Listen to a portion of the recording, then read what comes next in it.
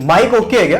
Camera okay. Sound देख लो। सब ठीक है, अब शुरू करते हैं। बिल्कुल शुरू करते हैं फुल पावर और फुल ढोल नगाड़ों के साथ। हेलो हाय, मैं हूं आपका होस्ट रेडियो का रोहन। हाय, मैं हूँ स्मृति। और हम दोनों आपका स्वागत करते हैं हमारे इस ब्रांड न्यू शो में, जिसका नाम है an adventurous guide to being an entrepreneur in India, यानी भारत में उद्यमी बनने की रोमांचक कहानियां। बहुत बहुत स्वागत है आपका हमारे इस brand new and super interesting show में। ये शो उन सब के लिए जो 9वीं कक्षा में हैं, और अगर आप 8वीं में हैं तो आप भी ये शो जरूर फॉलो करें। यस, यहाँ हम आपको कुछ ऐसी रोमांचक, लाइफ इंस्पायरिंग यानी प्रेरणादायक कहानियां दिखाएंगे और आपको उन स्टोरीज पर बेस्ड स्किल्स यानी कि कौशल भी बताएंगे। स्किल्स जो आप अपनी रियल लाइफ में उद्यमी के तौर पर इस्तेमाल कर सकते हैं। स्मृति, तुझे पता है लोग मुझसे अक्सर पूछते हैं कि आपने इस किताब का नाम भारत में उद्यमी बनने की रोमांचक कहानियां क्यों रखा, इसे ऐसा क्यों बोलते हैं? क्योंकि एक एंटरप्रेन्योर यानी उद्यमी बनने का पूरा प्रोसेस बहुत ही रोमांचक होता है, पर लोगों का दिमाग का बड़ा सवाल यही है कि एंटरप्रेन्योर होता कौन है। बहुत बढ़िया, गुड क्वेश्चन स्मृति, तेरे को भी और लोगों को भी। सो एक एंटरप्रेन्योर वो व्यक्ति होता है जो अपना खुद का एक बिजनेस यानी कि उद्यम शुरू करता है, और उस उद्यम में वो समाज की किसी समस्या का समाधान निकालता है, और वो ज्यादा से ज्यादा लोगों को अपने साथ लेकर चलता है। और हम मानते हैं कि उद्यमी कोई भी बन सकता है, और आप तो बिल्कुल बन सकते हैं। तभी तो हमने हमारी बुक निकाली है, ये वाली। सो हमारी इस एडवेंचर गाइड के 3 पार्ट्स हैं। First the story section, second the skill section, और आखिरी एक्टिविटी हमारी इस ब्लैक एंड व्हाइट बुक में है। सो आज की हमारी पहली कहानी कौन सी है रोहन? स्मृति, हमारी आज की पहली कहानी है सीमा का वन वृक्ष। इस कहानी में आप देखेंगे कि सीमा कैसे जान लेती है कि उसका पूरा परिवार उद्यमियों का परिवार है, और वो इसको जानने के बाद अपने जीवन में कैसे बदलाव लाती है, ये भी आप देखेंगे। तो देखें? बिल्कुल, चलिए देखते हैं। सीमा का वंश वृक्ष। उद्यमी आपके आसपास होते हैं, आपके परिवार में भी होते हैं। एक समय की बात है, एक ऐसा गांव था जहां ढेर सारे आम के पेड़ थे, जो सूरज की तेज गर्मी में भी झूमते रहते थे। सीमा का घर भी एक ऐसे वृक्ष के पास था। सीमा एक ऐसी लड़की थी जिसने हार मानना कभी सीखा ही नहीं था। उसे एक झूला चाहिए था, जिसके लिए वो अपनी दादी को मनाने की पूरी कोशिश में थी। इसीलिए वो दादी के पीछे पीछे घूमकर उनसे बार बार बोल रही थी कि मुझे झूला चाहिए, मुझे झूला चाहिए, मुझे झूला चाहिए।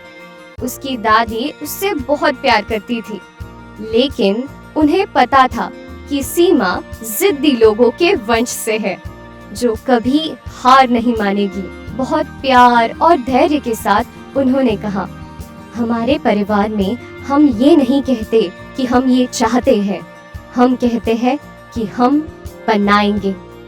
मैं एक कहानी सुनाती हूँ। वे दोनों एक पेड़ के नीचे बैठ गई, और दादी की कहानी सुनते सुनते सीमा को पता ही नहीं चला कि शाम कब हुई और कब अंधेरा हो गया। बेटी, आपके दादा एक शिक्षक थे। आप उन्हें एक शिक्षक के रूप में जानते हो, लेकिन वो एक आविष्कारक भी थे। उन्हें फिल्में पसंद थी, पर उनके गांव में कोई सिनेमा हॉल नहीं था। इसीलिए उन्होंने अपने एक प्रोजेक्टर का निर्माण किया और सितारों की छाव में पूरे गांव को फिल्में दिखाई। यहाँ तक कि उन्होंने अपनी खुद की स्पॉटलाइट और स्क्रीन भी बनाई। आपकी चाची एक शुद्ध नारियल तेल की कंपनी शुरू करना चाहती थी, जिससे साबुन बनता है। लेकिन जब वो व्यवसाय के लाइसेंस के लिए आवेदन करने गई, तो सरकार और बैंक अधिकारियों ने उन्हें मना कर दिया, क्योंकि वो एक महिला थी। महिलाएं नया काम नहीं करती थी। खैर, वो एक ऐसी महिला थी जो वॉलीबॉल भी खेलती थी, और वो जानती थी कि वे दोनों अधिकारी भी उसके प्रशंसक हैं। फिर उसने एक प्रतियोगिता का आयोजन किया, उन्हें आमंत्रित किया और उन्हें हराया भी। आप कह सकते हैं कि इस तरह उसने अपनी ट्रॉफी खुद ही जीत ली। इससे वे इतने खुश हुए कि उन्होंने उसे उसी जगह पर लाइसेंस जारी कर दिया था। सीमा चाची से बहुत प्यार करती थी। उनके बारे में ये नई कहानियाँ उसे बहुत पसंद आई। लेकिन दादी, मुझे सिर्फ इतना ही क्यों पता है कि दादाजी एक शिक्षक थे और जून चाची कपड़े धोती थी? मुझे ये क्यों नहीं पता कि वे व्यवसायी थे? सीमा की दादी ने उसका वाक्य पूरा किया, क्योंकि आपको ये कहने की जरूरत नहीं होती कि आप एक समस्या सुलझाने वाले हैं, आविष्कारक हैं, मरम्मत करने वाले हैं, डिजाइन बनाने वाले हैं। हालांकि यही आपकी पहचान है। तो अब तुम्हारी पहचान क्या है? क्या तुम एक उद्यमी हो? Sima's family tree. सीमा का वंश वृक्ष आप 4-4 के समूह में जाकर पूरा करेंगे। अपने मोबाइल से तस्वीरें लें, वीडियो और ऑडियो रिकॉर्ड करें और नोट्स बनाएं। पहला भाग, हमें बताएं कि समस्याओं का समाधान करने के लिए सीमा को किन किन चीज़ों की ज़रूरत पड़ी। बॉक्सेस पर टिक करें। दूसरा भाग, अब हमें बताएं कि आपके परिवार में कौन कौन उद्यमी है। माँ, बाप, बड़े भाई बहन, नाना, नानी, दादा, दादी, सबसे सवाल पूछें। ध्यान रहे कि आप माँ और पिता दोनों तरफ के परिवार को शामिल करें। उन उद्यमियों के बारे में संक्षेप में लिखें। अब इस जानकारी से अपना फैमिली ट्री बनाएं। सबके नाम के आगे उनके कौशल जरूर लिखें। ये करने के बाद अगली गतिविधि के लिए तैयार हो जाए, क्योंकि युवा उद्यमी कभी रुकते नहीं हैं। वाह यार, क्या इंस्पायरिंग स्टोरी थी। एंड दादी जी ने कितनी सही बात बोली कि हमारे परिवार में हम ये नहीं कहते कि हम ये चाहते हैं, बल्कि हम ये कहते हैं कि हम ये बनाएंगे। कमाल है।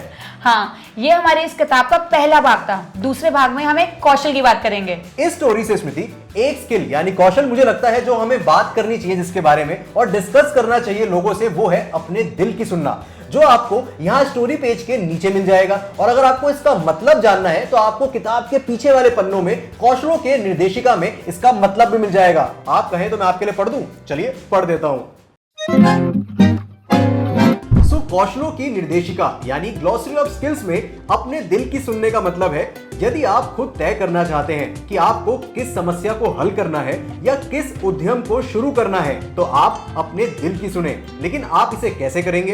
अपनी आंखें बंद कर लें और आप जो करना चाहते हैं उसके बारे में सोचें। सोचिए कि क्या वो सही है या गलत है। यदि आपको लगता है कि वो सही है तो आप सही रास्ते पर हैं। हाँ, ये एक बहुत ही ज्यादा इंपॉर्टेंट स्किल है।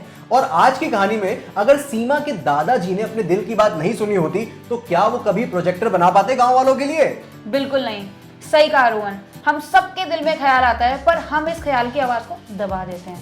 हमें उसकी आवाज को दबाना नहीं है, बल्कि सुनना है और कुछ करके दिखाना है। और आप स्टूडेंट्स के लिए तो ये स्किल बहुत ज्यादा जरूरी है आपकी डेली लाइफ में। हर रोज हर पल हमारे दिमाग के कंप्यूटर में इतने सारे ख्याल आते हैं जिनको हम साइड कर देते हैं कि नहीं यार, ये तो मुझसे होगा नहीं, ये मैं करूंगा तो लोग क्या कहेंगे। इसको हम अपने दिमाग में से डिलीट कर देते हैं। उन सब डिलीटेड थॉट्स को रिसाइकिल बिन से निकालो और पूरी हिम्मत और खुद पर विश्वास रखते हुए उसे पूरा करो। वाह, क्या समझाया है Rohan. Learning is so much fun. चलो अब इस बुक को रखते हैं और हमारी एक्टिविटी बुक को उठाते हैं। और ये बुक जो है एक्चुअली में एक ब्लैक एंड व्हाइट बुक है, पर इसकी खूबसूरती ये है कि इसको आप अपने रंगों से भर सकते हो। इसमें जो एक्टिविटीज है उनको कंप्लीट कर सकते हो और हमारे इस एड्रेस पर हमें भेज सकते हो। आपको इस बुक में सारी एक्टिविटीज को पूरा करने के लिए जो एक स्किल की जरूरत होगी वो है डिजाइन थिंकिंग स्किल, जो आप इस बुक में पढ़ सकते हैं। Sima's family tree. सीमा की स्टोरी में सीमा को अपनी प्रॉब्लम को सॉल्व करने के लिए किन किन चीजों की मदद लगी होगी, आपको एक्टिविटी बुक में यहाँ के जो बॉक्सेस हैं उस पर टिक करना होगा। जैसे कि मुझे लगता है स्मृति कि उसे बुजुर्गों से मदद लगी होगी, उसे गुड कम्युनिकेशन स्किल्स की जरूरत पड़ी होगी और भी बहुत कुछ। आपको खुलकर सोचना होगा और वो सभी चीजें जिनकी आपको लगता है सीमा को अपने झूला बनाने के लिए जरूरत पड़ी होगी, उनको टिक करना होगा। बिल्कुल। जैसे मुझे लगता है कि सीमा को एक प्लान की जरूरत पड़ी होगी। ऐसे ही आपको जो लगता है उसको टिक करते रहो और अगर कुछ लिस्ट में नहीं हो तो आप वो ऐड कर सकते हो अपने पेन से। उसके बाद आप भी सीमा की तरह अपना एक फैमिली ट्री बनाओ और जानो कि आपके परिवार में कौन कौन लोग थे, वो क्या क्या करते थे और उनमें से कितने लोग उद्यमी थे और उनमें क्या क्या कौशल यानी कि स्किल्स थे। तो आप भी अपना फैमिली ट्री बना सकते हैं और हमको जरूर भेजिए। और याद रखिए कि जैसे कि सीमा के वन वृक्ष की स्टोरी से हमने सीखा कि अपने दिल की बात जरूर सुननी चाहिए, तो आपके पास भी अगर कोई आइडिया है, कोई क्वेश्चन है, तो हमें हमारे एड्रेस पर जरूर भेजें। हमें ईमेल या व्हाट्सएप भी कर सकते हैं आप। तो आपसे फिर मिलेंगे हम अपने अगले एपिसोड में। तब तक के लिए ध्यान रखें। Take care and bye bye. मैं था आपके साथ रोहन, मेरे साथ थी स्मृति। Take care, bye. कैसा लगा आपको हमारा ये शो? इस शो पर बेस्ड अब हम आपके साथ एक क्विज खेलेंगे जिसका जवाब देकर आप ये शानदार किताब जीत सकते हैं। इसके लिए आपको हमको कॉल करना है या फिर हमारी ऐप को डाउनलोड कर इस क्विज के जवाब देने हैं। तो इस क्विज का सबसे पहला सवाल आपके लिए ये रहा, क्या लड़कियों को जोखिम उठाना चाहिए? तो हमारा दूसरा सवाल, आप जहाँ रहते हैं वह किस तरह का बदलाव चाहते हैं? थर्ड क्वेश्चन, क्या लड़कियां महामारी के दौरान भी रोजमर्रा के दिनचर्या का पालन कर सकती हैं? हमारा चौथा सवाल, क्या खेल महिलाओं के लिए बेहतर करियर हो सकता है? फिफ्थ क्वेश्चन, क्या आप बता सकते हैं कि आपके स्कूल में सबसे बड़ी समस्या क्या है? तो अब आप अपने सारे जवाब हमको स्क्रीन पर दिए गए इस नंबर पर कॉल कर भी दे सकते हैं, या आप चाहें तो अपने मोबाइल में हमारी ऐप को डाउनलोड कर भी सारे सवालों के जवाब दे सकते हैं। पहले 500 व्यक्ति जीत सकते हैं हमारी ये दिलचस्प किताब भारत में उद्यमी बनने की रोमांचक कहानियां। तो देर किस बात की है, फोन उठाइए और कॉल कीजिए।